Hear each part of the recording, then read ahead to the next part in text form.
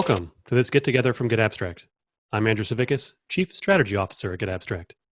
My guest today is Dr. Jonathan Reichental, the CEO of Human Future, a global business and technology education, advisory, and investment firm. Dr. Reichental is the former Chief Information Officer for the city of Palo Alto, California, and a technology leader whose 30-year career has spanned both the private and public sectors. In 2017, he was named one of the top 100 CIOs in the world.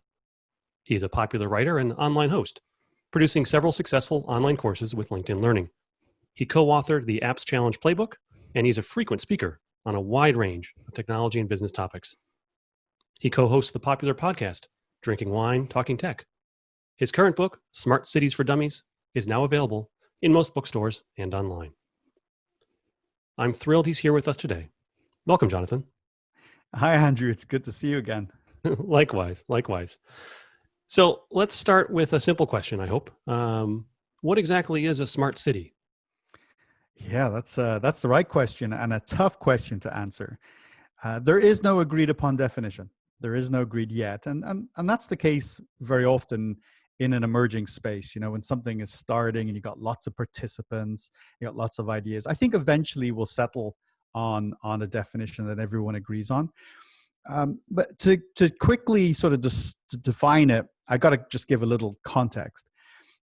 One thing your listeners need to know is, you know, our future belongs to cities. The majority of humans now live in cities, and over the next few decades, more and more will join. And by the end of the century, almost all humans will be in a city context. The question is, are our cities ready? You know, are they ready for that scale of population?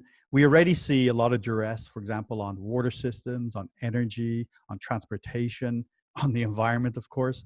And so, you know, they're struggling. There are a few cities in the world that can say, hey, we're in good shape.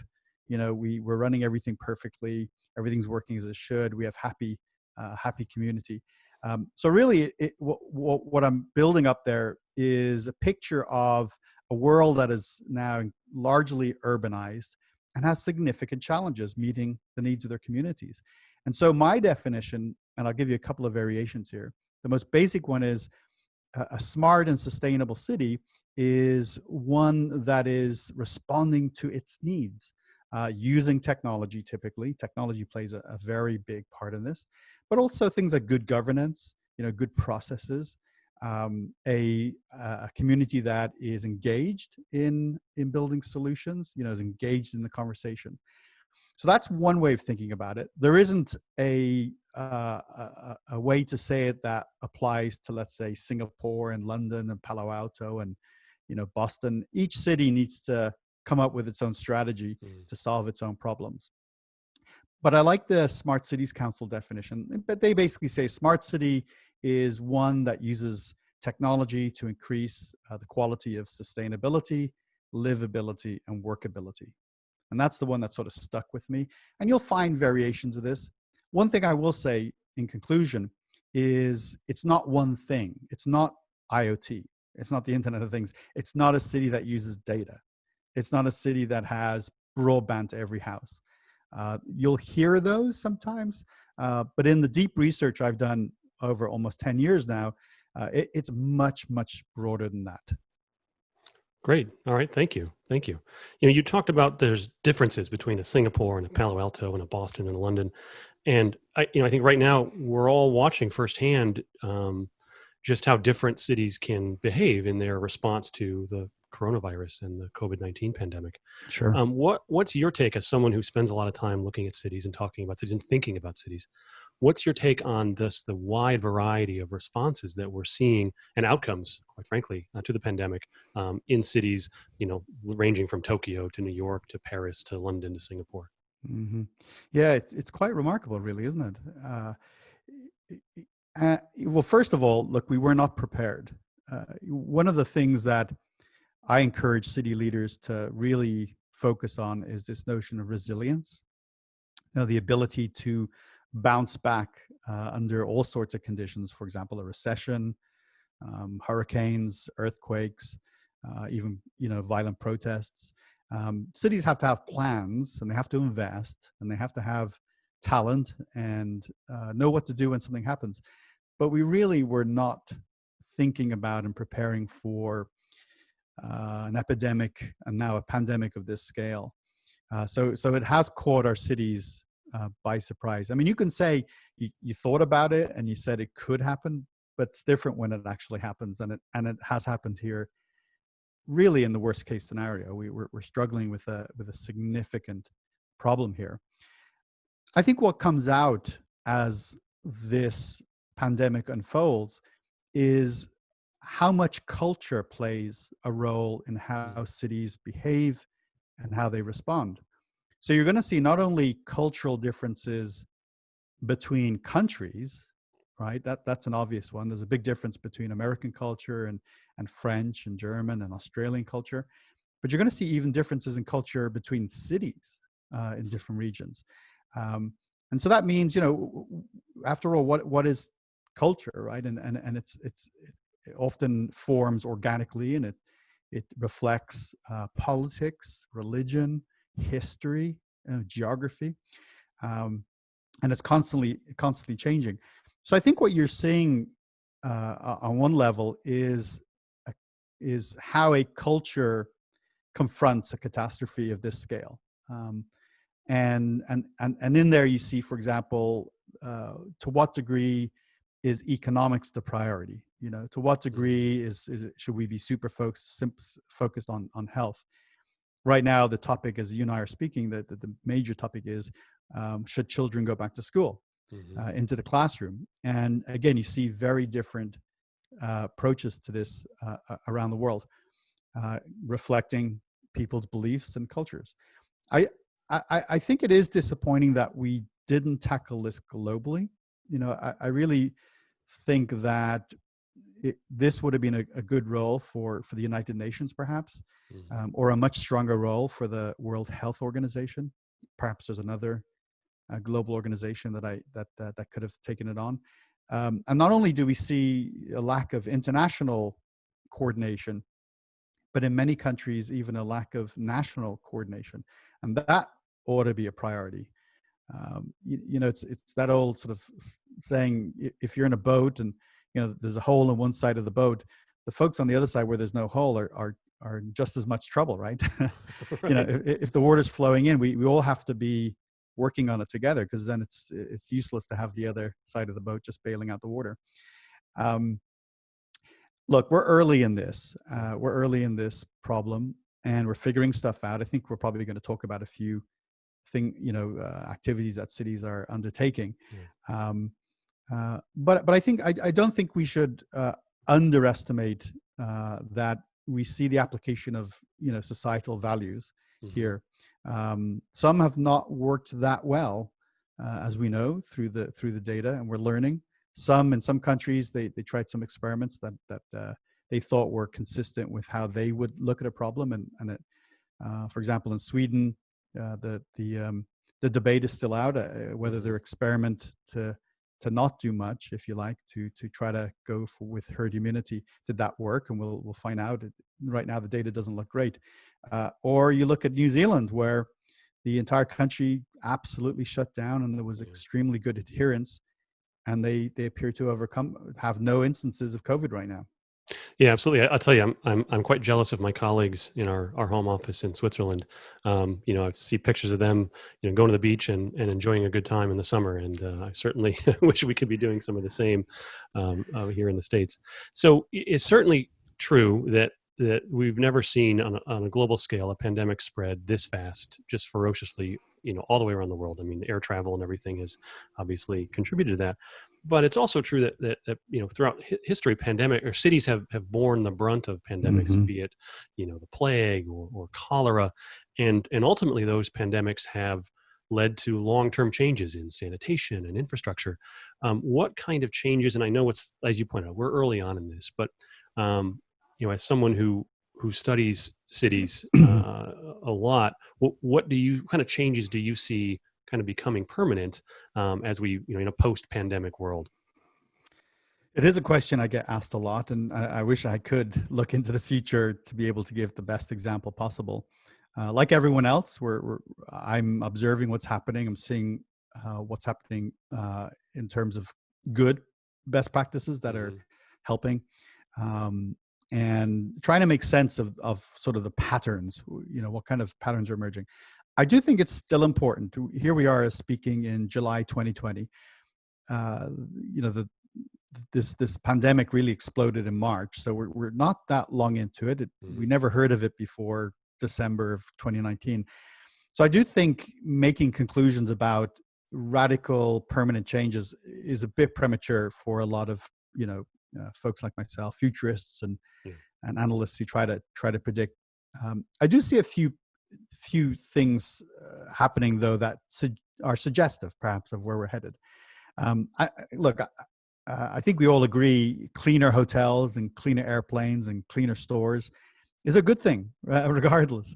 And if you have been out recently to your local supermarket, or if you've been to if you've attempted to be on a flight or go to a hotel, you'll notice things are significantly cleaner, and that's just a good thing, regardless. I mean, what I've learned through this is we could have been doing this for a long time, and the amount of colds and flus that we got in previous seasons would have been less. I didn't realize, for example, the degree to which shaking hands does contribute to really bad flu seasons. So, if we were to turn the corner tomorrow and this thing went away, I would hope that we would continue to have this super focus on washing hands, disinfecting things, cleaning areas that are populated by lots and lots of people. So we're seeing that. So I do think we'll continue to see that kind of behavior continue. The other one, well, there's two others that are, again, kind of obvious. I'll try to give another one that's maybe less obvious, is delivery is here to stay. And delivery is here in a very big way. Again, to make it personal for just one moment, I never bought any groceries online before this pandemic. Really? I mean, I'm maybe I'm one of the few, but I always went to the store. I always liked to go to the store in the evening and pick up a few things. And and when we were sort of when we really didn't know anything about what was happening, and we were in this very restrictive shelter in place, I started ordering online, and I was like, this is great. This is awesome. So I like it, and I think a lot of people who hadn't done things like grocery shopping online are going to continue to do that.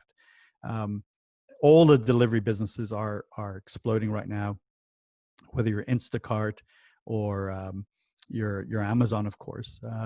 If you have a good business that has great customer service and reliable delivery, this is going to be a good period, and it's going to continue to be good. So I think that's important. By the way, that's a sort of general comment on changes, but what does that mean to cities? Well, it has big impact. In my book, I was researching the supply chain, and in particular, what's the relationship between the supply chain and building better cities? Well, deliveries are projected to go up in terms of volume significantly, as I've just said. By the way, when I wrote about this in the book, this was pre-pandemic, and it was already projected to grow. Delivery was already. So what happens with deliveries? Well, you get trucks going down small streets, you get double parking, you need spaces for people to unload things.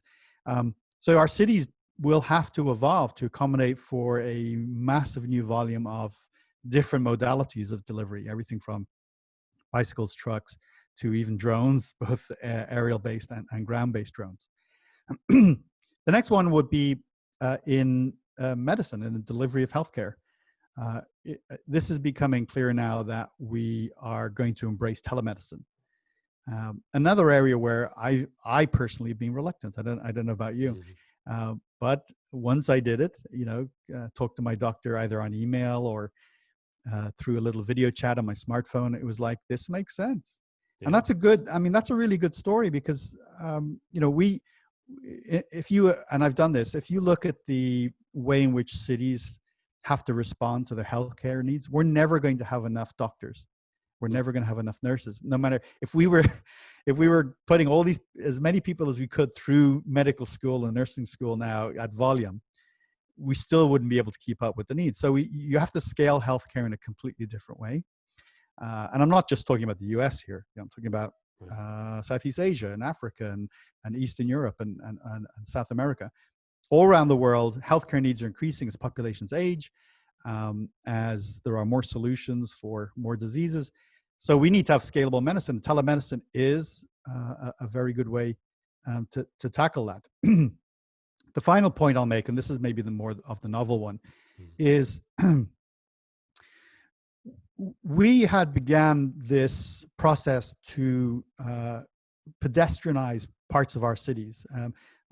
In many communities in Europe and in Mexico City and some other global cities, we were starting to restrict cars and other motorized vehicles, and in its place make parks. So those grand boulevards, which had trucks and all sorts of noisy vehicles traveling up and down, spewing all sorts of carbon into the atmosphere, suddenly it's silent, and you put trees there. You put these urban forests and even little streams and stuff, and now you have a place where people can go.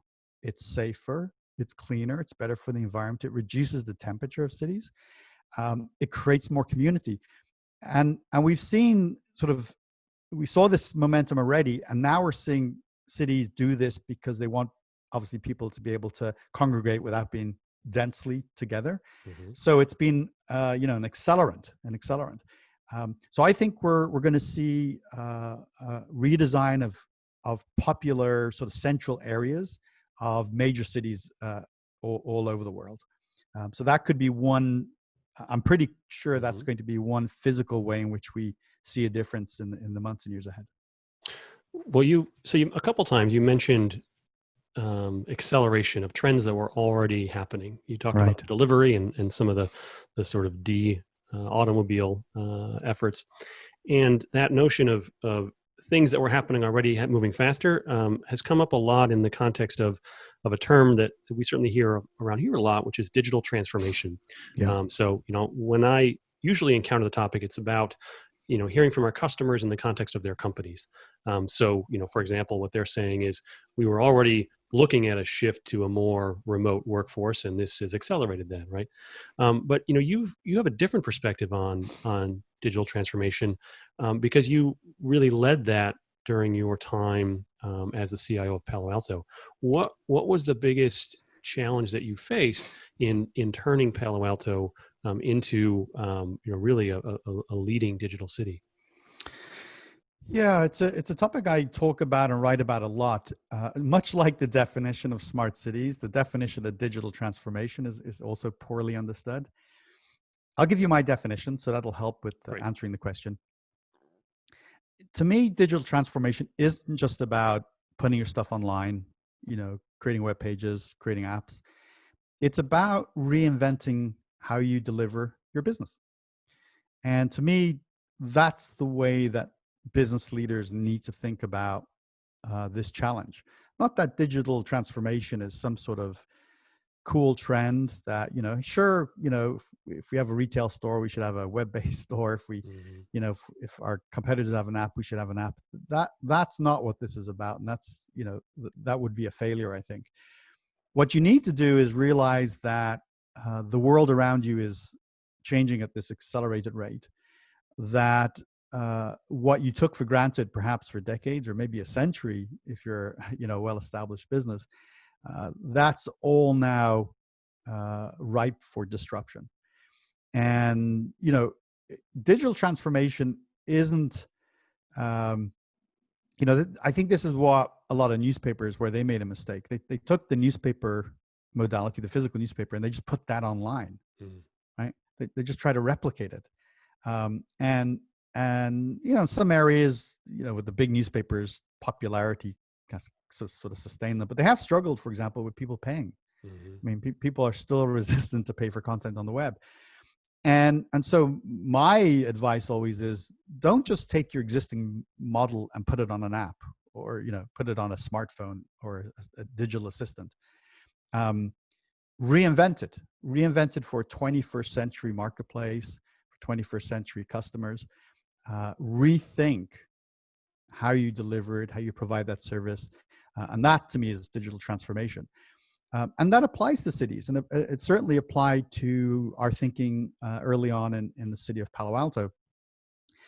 One of the characteristics of cities is, yeah, if it's not broken, don't fix it. I mean, just continue to do what you do, even if the world around you is progressing. And I mean, this is most evident when you're in the private sector or you're using private sector services. Typically you can do some sort of activity online. You can submit a form, you can make a request, you can buy things, and then you go to a city and they say call this number, or they say come into this building and fill out some forms. And so there's this sort of disconnect. How can it be that the private sector is becoming increasingly digitalized, and the public sector continues to rely on older 20th century processes? Part of the answer is money. Totally get that. People will push and say, Jonathan, we just don't have the money. Sure. The economics are different, that's for sure. And there's also there's no sort of competitive basis to make the change, right? While cities compete in terms of brand and prestige, they're not necessarily competing all the time, for, the permitting system in your neighboring city is using a digital system, and your permitting system is using a paper system. Right. Therefore, we have to have a digital system. That's not, the driving force. People are beginning to expect it. And if they go to the other city and they see that, they're like, well, maybe we should also have that service. So what we did in Palo Alto was we started to inventorize all our processes. We said, how many interactions, how many different types of ways can you elicit service in the city for getting a permit, for requesting, a trash collection, or to buy a ticket to the local theater, whatever it is that the city provided, or, use the community swimming pool. And we looked at all these things, and we started to prioritize and say, what can we digitize to make the process smoother, actually lower the cost by digitizing, increase the efficiency, lower the number of errors, because these are all things that digital transformation do. And let's go after those in a prioritized way. And the example I would give, I've mentioned it a few times, just coincidentally. When I joined the city of Palo Alto, there was this thing, they would call it the Palo Alto process. And that was unfortunately a negative term. They were saying that it probably means that the government bureaucracy will take a long time. And the way it manifested was, it quite clearly was through, if you needed to get, a permit, right? Some sort of permit for maybe new electrical devices in your home, like a new kitchen with new appliances. If you wanted to build an extension to your home, all these things. And by the way, in cities, there are a lot of permit requirements, as anyone has ever tried to deal with them has probably realized. And so on a typical permit, you could, submit the application online, then you'd have to go in, fill out some paperwork, come back a few days later, and then wait. Sometimes it took a month, 2-3 months. And so what we said was, well, how can we make some of that more efficient? How can we digitize it? How can we transform the experience for our community? So we looked at some obvious opportunities, and we were able to reduce some of the permits that took 3 months into 1 day or less. Some of them were instant, because there was no requirement to be in person. We just we had to deploy the attendant supporting software and make it available on different devices. So really turning that around was some innovation that my colleagues did really nicely. My vision for the city was cloud first, mobile first, which basically means if we're going to build things and do things, we're going to do it with the mindset of new technology and new ways of delivering service. I have more examples, but for now, I'll just stop there. No, those are great. Those are great. And, something else that's come up, and even you've sort of mentioned this already with this, doing these changes, that it's not about just replicating what you already do in a digital way. And in fact, what I sort of heard time and again is that true digital transformation really is less about the technology and the tools and more about the people and the process. Yeah. And it sounds like what you're saying earlier, there's some parallels there with cities where, we think about cities, we think about the buildings and the infrastructure, but really the focus needs to be on the people and the residents and making things work for them. The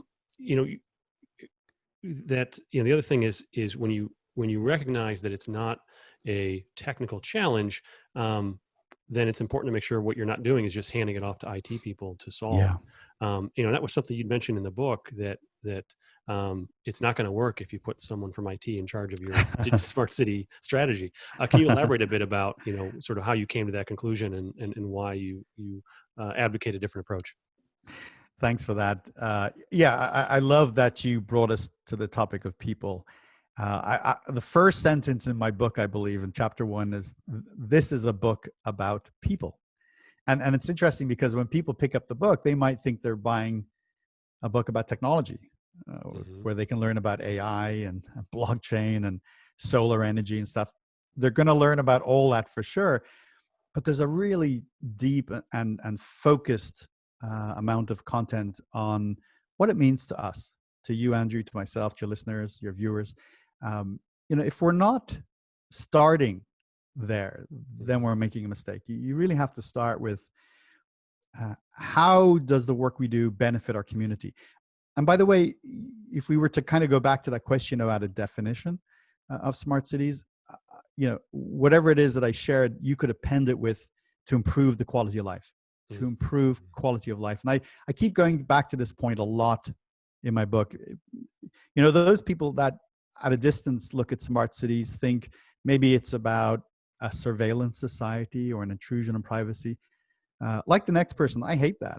I want us to have protected freedoms, and I want the solutions to be about improving quality of life, not making life more difficult. Now, to your question about who should lead these efforts, and in particular, you shouldn't assign them to the IT leader. In many cities, as they've began to recognize their need to have a smart and sustainable city strategy, they immediately think about tech. How can we deploy more apps, or how can we use data? They're good questions, they're important questions, and some of the solutions will involve data. Some of the solutions will involve IoT and apps. But it needs a human approach, and the technology is going to be supportive.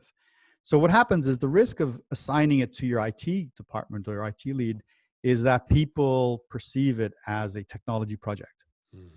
And they're like, well, I'll sit in meetings and I'll help where I can, but I'm perhaps not seeing that this is really about quality of life. This is about how can we transform how we deliver transportation or community services, or even the library or something, right? So my view is, and I've seen this firsthand, including myself as being the smart city leader for Palo Alto, is certainly the IT leader can be involved and could be a co-lead perhaps. But you have to have really strong governance that has leadership from across the city. City manager should be involved, the mayor or your city administrator. You need to have representatives from the community involved, and sort of through that large group of stakeholders, identify who are maybe the go-tos, the overall sponsors.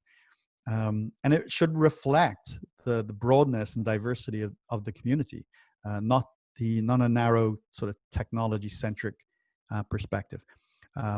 Those cities, by the way, that take that approach, they sort of say, let's get a non-tech person, but a public servant who understands public policy and has experience in running cities. Let's have that person collaborate with the IT professionals, collaborate with the other department heads, city manager, and the community. Those cities that do that are finding that they're getting more buy-in and more success. So again, evaluate your circumstances, but that seems to be more of a winning strategy.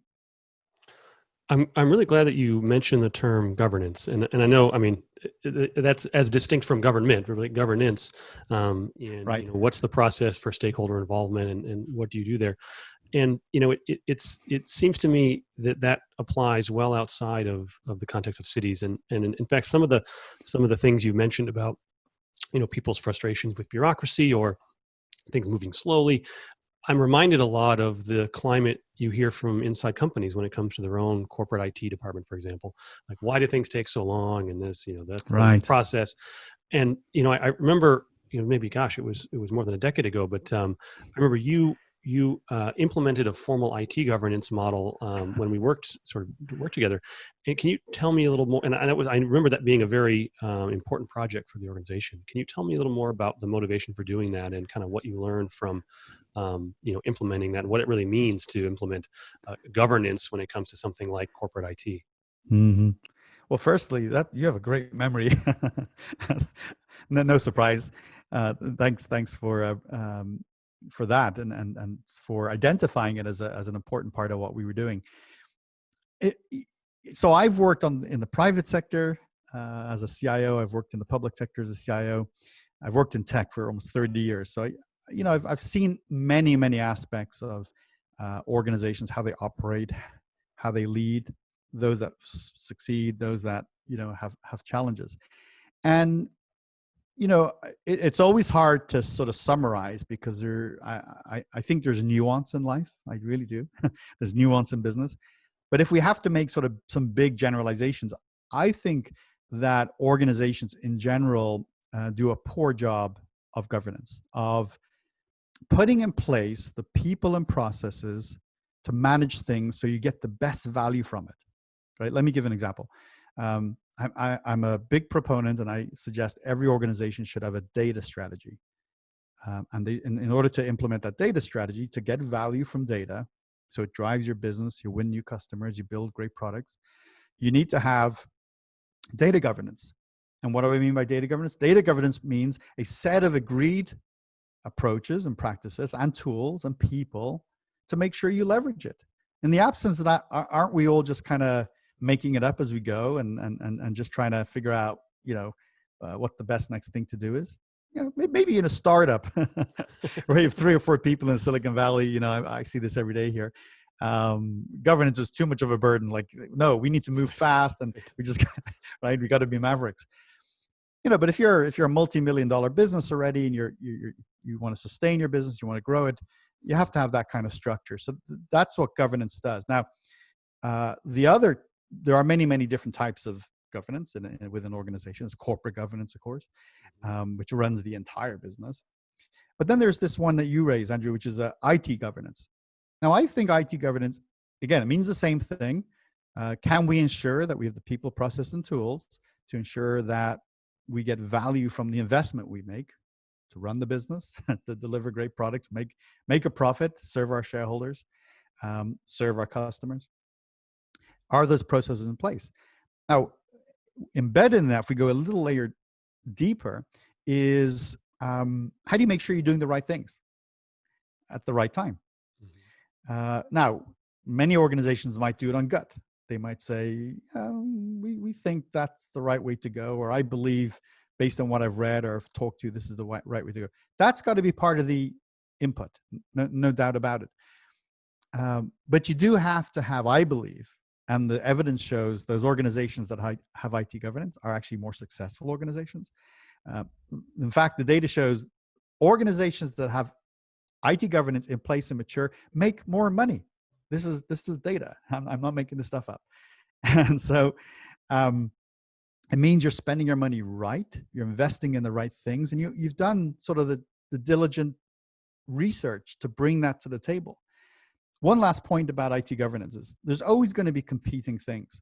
And for example, at the city of Palo Alto, or any city, unlike the private sector, where you typically have, one main focus, or you have a number of products that, are focused on a certain area. If you're in the cleaning, the detergent business, you're making really good detergents, and everybody in the business is focused on that. In a city, you really have lots of different businesses. Really do. It's actually remarkable. The library is very different from the police. It's very different from the fire service, or street cleaning or transportation. They're also different businesses. And so what happens is, when you have a centralized IT, which is a good thing for an organization, you now have to make decisions as an organization. Do you build that solution for the library first?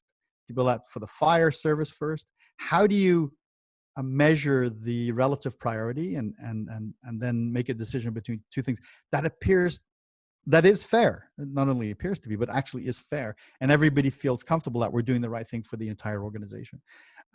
So this is an area that we could see a lot of improvement, not just in the public sector, which is, I think, ripe for massive growth in governance overall, IT governance, data governance in particular.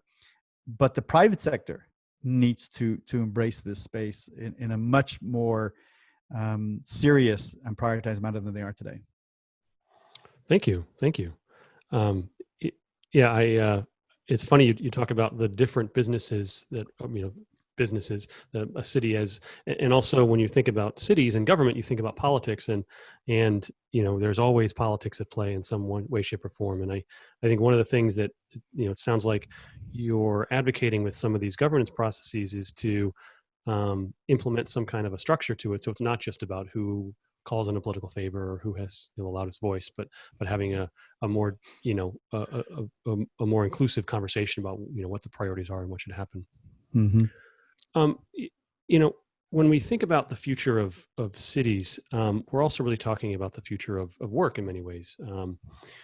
There's a lot of data coming out now about people saying, well, now that I've worked from home because of this pandemic, I don't want to go back, or I don't want to go back full time, or I now or companies like Twitter saying it's indefinite, right? In fact, we did a survey of professionals in the U.S., and I think it was 50% of people who they'd never worked from home before, but now they're saying that they do want to do it. Maybe not all the time, but a good part of the time. That has implications for commuting, for infrastructure, for public transportation, for commercial real estate, for the sort of ebb and flow and pulse of a city. How should cities think about responding to changes like this, what appears to be long-term shift to more distributed and more remote workforces? Yeah.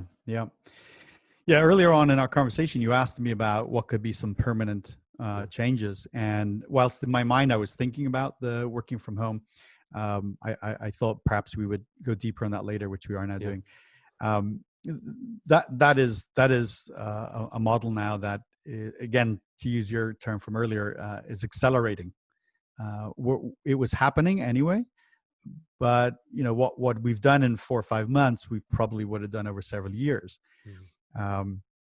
Organizations have learned, quickly that where it works.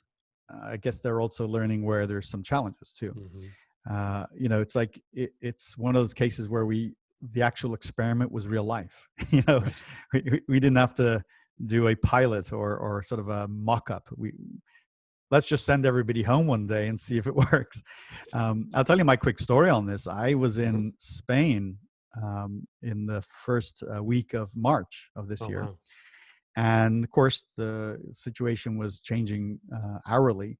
Yeah. And I was working with a particular organization in Madrid. And I was talking to the CEO, who I became good friends with. And I said, you're probably going to have to send all your workers home to work from home. And his view, even at that time, was, no, it doesn't seem like it's that bad. There was this feeling that it's just going to be a bad flu and it'll be over. And I asked, are you ready for it? If you have to. He says, I can't even do it because everybody has desktop computers in the office. Well, we know what happened. I think I got on a plane leaving Madrid on March 12th. That night, the entire country of Spain closed down.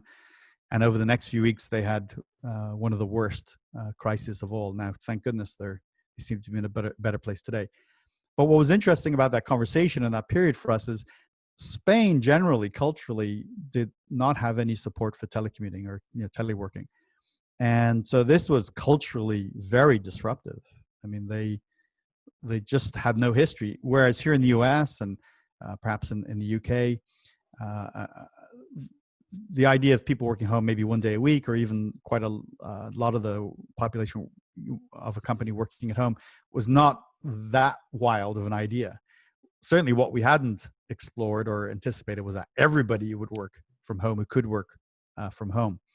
So it does seem to me that if you can do your job well, and some of the data shows some people are able to be more productive at home. Mm-hmm. An organization will be hard pressed to say, come back to the office.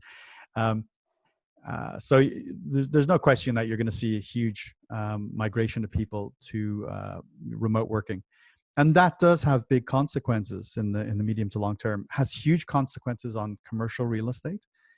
Um, that's an area to be concerned about. It has challenges around things. Well, we do have to get the childcare situation sorted out because people can't, a working couple can't be full time at their jobs, and if the kids have to be home too, which probably will get sorted out, that those are difficult to coexist. That has to be addressed. Um, there's an awful lot of upsides, though. Of course, less traffic, less impact to the environment, better quality of life. I work from home. Mm-hmm. I've worked from home for almost 2 years now, and I like it. I mean, I do miss the social elements of the office. I think everyone who works from home says that. But the ability to get up in the morning and make my breakfast in the kitchen and walk over to my office, a few feet away, is quite the luxury. I don't worry about commuting or anything. One last point on this: when this first broke out and we had the shelter in place, I was invited to do an interview on NPR. Mm-hmm. And the question they asked was, what does this mean to our internet infrastructure? Do we have enough bandwidth and connections for people to work from home? If everyone's at home on their home connection, might the internet just collapse or implode? I had to do a bit of homework on this. And at the time, certainly my conclusion was no. There actually is a massive amount of capacity that we don't actually use. Now, depending on your connection at home, you may or may not experience some degradation of service. But we in many parts of the United States, we do have sufficient infrastructure. Really, the point is, what about those that don't? Right. So you take a city like San Jose, one of the largest cities in the country, and they have a lot of the population who either don't have internet or still have dial-up. They have very slow. And then this becomes a question of inclusion. It becomes a question of equality. So if we're going to have more and more people work from home, we're going to have better internet connection for everybody. And I guess that it deserves one additional point, which is not everybody can work from home, right? Right. I mean, there's a heck of a lot of work that the economy needs, that people have to go to factories and farms, and so that those will continue. And so we're going to have to figure out sort of how this all becomes the norm in the months ahead. No doubt, lots and lots of people are going to continue to work from home when this is solved. Yeah, it's a good point you raised about inclusion, and there's certainly a lot of folks making the case that the stress that this pandemic has placed on our cities and our workforce, and it has in many ways exacerbated existing inequities and structural challenges. You've also you've called data, and in the context of data, specifically made available through city infrastructure, but you've called it a weapon of mass democracy. And that certainly sounds to me like something that might help in addressing some of these structural challenges and inclusion issues. Can you say a little more about what you mean by calling data, such a significant tool for democracy? Yeah. When I entered public service now about 10 years ago, I made a lot of observations quickly. I mean, part of the reasons I even did it was out of a high degree of curiosity. I don't think I knew much about government or behind the scenes, other than just being interested in politics and hoping that the city provided good services. But I didn't really understand how it worked, and so getting involved and really having a leadership role within a city was great to learn. I mean, it was an incredible learning experience. And so when I went to the city of Palo Alto, the first few weeks, I'm sort of making observations. And it became clear to me after a few months, working in a city is about working in an environment of constraint. It's always about not enough time, not enough people, not enough money, too many projects, too many priorities, and you have to sort of navigate that. Now, some of that exists in the private sector, fair enough, but it's on a different level often in a city, particularly because people are changing their mind and there's new priorities every few weeks. And I felt, that's an interesting environment to operate in. How do you navigate and be successful in an atmosphere and environment of constraints? But I recognize that cities have one thing in abundance. That's data. They have so much data because data is created and stored as a consequence of city operations. And it's sitting there, this rich repository of incredible data on every aspect of life.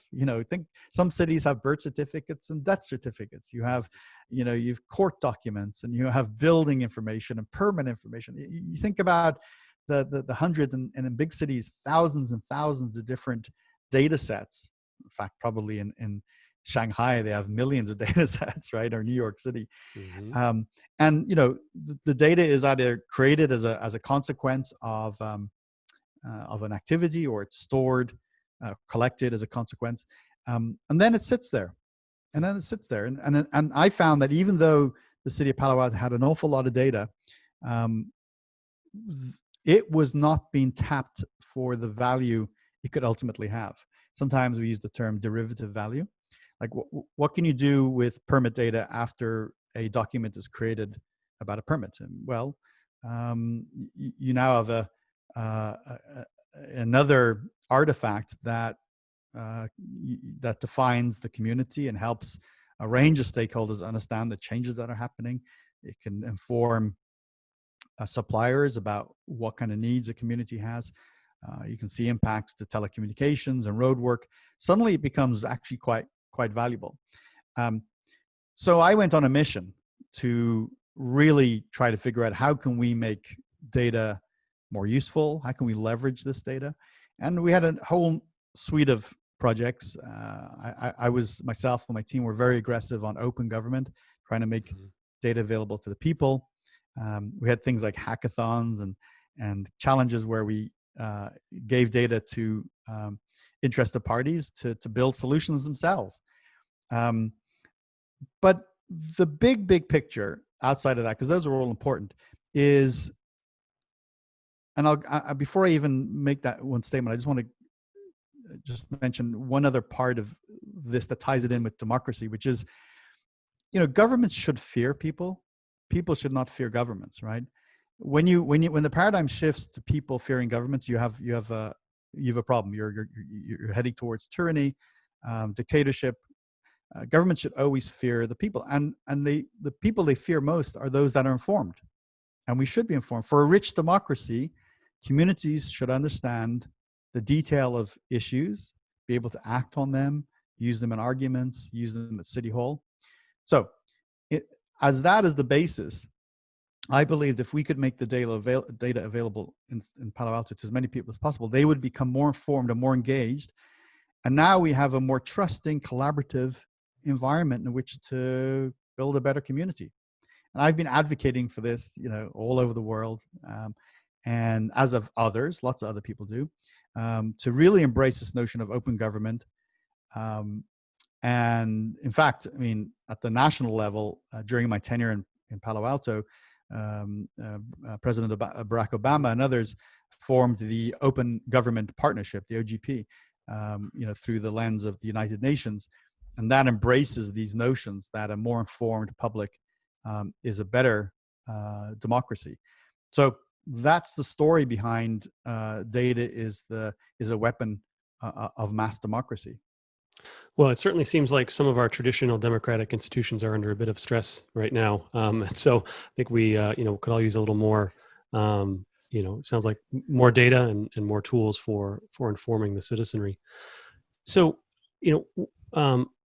you've mentioned that smart cities is not just about technology. It's not just about blockchain or, things like that. If someone, wants to know more about what their city is doing and what they should be more informed about, where would you recommend that they go to get a handle on what, if any, strategy the city they live in has toward addressing some of these challenges and making the kind of digital transformation that you see on the horizon? Mm-hmm. Well, I was being reluctant about this, but I'm going to just do a blatant bit of marketing. That's okay. I do suggest that people pick up my book because I wrote it to answer that very question you asked. Right, I wrote it for people to be able to help build better communities for themselves. And this is not really a theoretical book. I wrote Smart Cities for Dummies to be a practical guide, like action. Here's how you do this. Here's who you can contact. You know, now, outside of the book, if you don't buy it, that's okay. If you want to learn more, the first place, of course, is your municipal website. There's almost a 99.9% chance that your community has a website. And fortunately, Google does a nice job of that. Just type in, your city, type in the official site of name of city, right? And typically you'll get that in the first or second result. That should give you a lot of information. You should be able to navigate that site to find out what the open government strategy is. Perhaps there's a smart city strategy. But it shouldn't stop there. I mean, that's a good way of just getting up to speed. What I do recommend, if you think about the layers of government, if you wanted to reach a national leader, it's actually really hard. You gotta figure out how to navigate that. And even if you could get to the right person, you're probably going to be 6 months out, if ever, right? Get to now the regional, or the state. In the US we call it states or the counties. It's still kind of hard. You still sort of, it seems like abstract. But here's the beautiful thing. City leadership is very accessible.